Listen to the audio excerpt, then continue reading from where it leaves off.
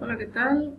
Docente, espero que se encuentre muy bien. Mi nombre es Lucía Martínez Soto y esta es la actividad de regímenes aduaneros. Lo que vamos a ver en esta actividad va a ser precisamente los regímenes aduaneros. Es la actividad 1 de la unidad 2 y es un trabajo para la Universidad Abierta y a Distancia de México de la materia de normatividad aduanera. Bien, empezaremos primero definiendo qué son los regímenes aduaneros, cuál es la ley que los sustenta y, lo más importante de esta actividad, cuál es su clasificación.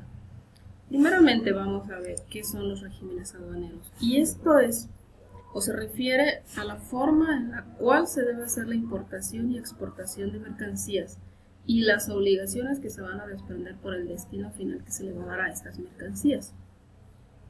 Muy bien. Luego, la ley que lo sustenta, además de la ley aduanera, que es la que sustenta todas las operaciones que se hacen en el comercio exterior, tanto de importación como de exportación, es el Código Fiscal de la Federación y, sobre todo, la ley aduanera en su artículo 90 es la que nos va a marcar los regímenes, estos que están aquí. Régimen definitivo, régimen temporal, depósito fiscal, tránsito interno de mercancías, elaboración, transformación o reparación en recinto fiscalizado y uno más que es el recinto fiscalizado estratégico. A lo largo de esta actividad vamos a ver los diferentes tipos de los regímenes y en qué consiste cada uno. Aquí tenemos el régimen definitivo, que es el primero de los mencionados, ya lo habíamos visto en la diapositiva anterior, y este régimen consiste en la exportación, o en su caso importación, de las mercancías que se van a quedar en un país. Si nosotros importamos una mercancía del país hacia otro país, bajo este régimen significa que las mercancías se quedarán en ese otro país por tiempo ilimitado. En la importación, de la misma manera, lo podemos importar bajo este régimen para que la mercancía se quede por tiempo ilimitado.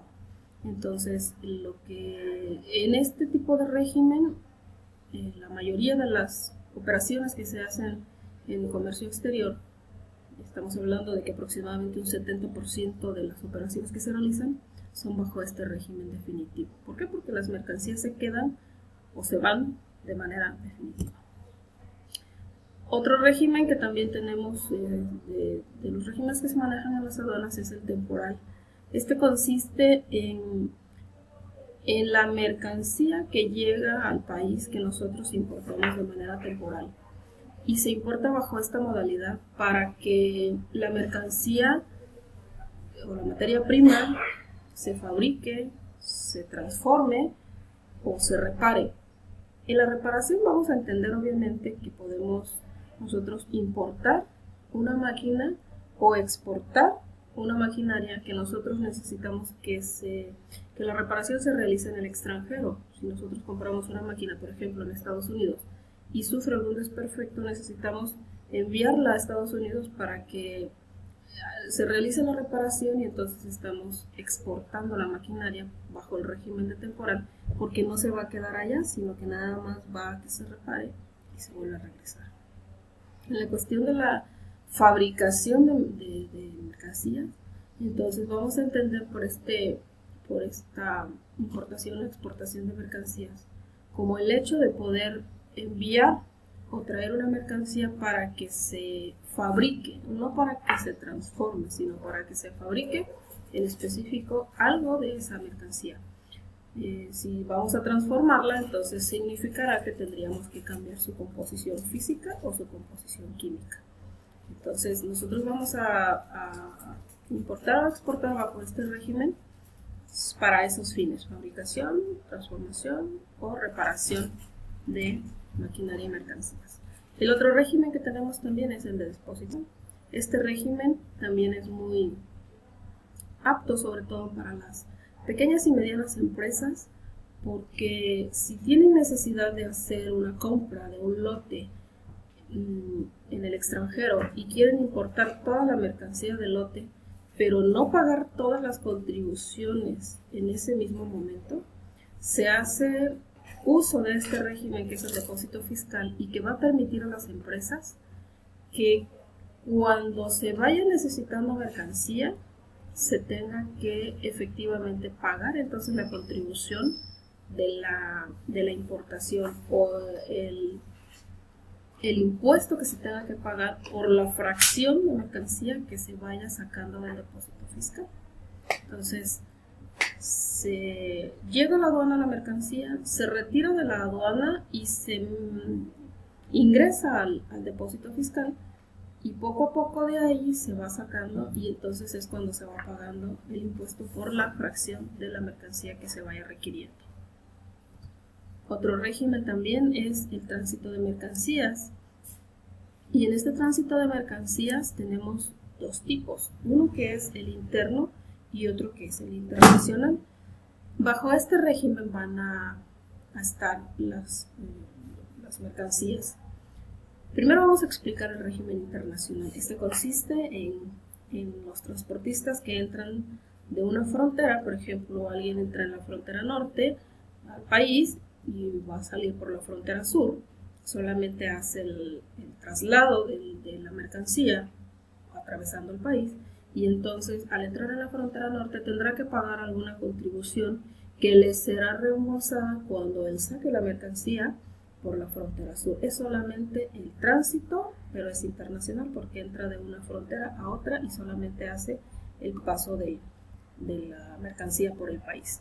El tránsito interno tiene que ver con el cambio que se hace de manera interna en un país de una aduana a otra aduana, obviamente con un lapso de tiempo. Se tasan igualmente las contribuciones en la tasa más alta, y cuando llega a la otra aduana se hace el reembolso de lo que se haya pagado y se hace el pedimento para darle ahora sí el destino final a la mercancía. Pero mientras está en tránsito tiene que estar bajo este régimen.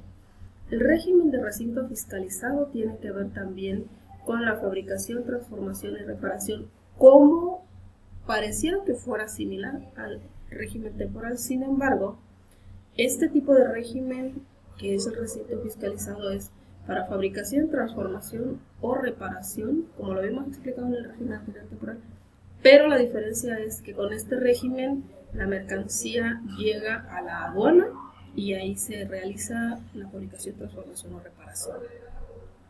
También tenemos el régimen que es el recinto fiscalizado estratégico, y este va a consistir en que la empresa que tiene el acceso, que tiene el registro para hacer uso de un registro fiscalizado estratégico, va a poder realizar todas sus operaciones dentro de la misma aduana. No tiene necesidad de salir. ¿Por qué? Porque en ocasiones las empresas requieren este tipo de régimen para poder agilizar sus trámites y darle mayor celeridad a sus movimientos, a su logística y a toda la empresa en sí. Se tienen que cumplir ciertos requisitos para que la aduana le pueda facilitar o le pueda asignar un espacio dentro del recinto fiscalizado para que las empresas realicen ahí sus operaciones.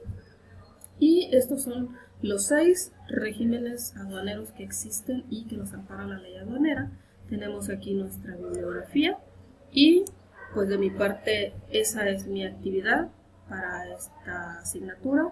Me despido, maestra, mucho gusto de exponerle, gracias por su tiempo, y mi nombre es Lucía Martínez Soto. Nos vemos en la próxima.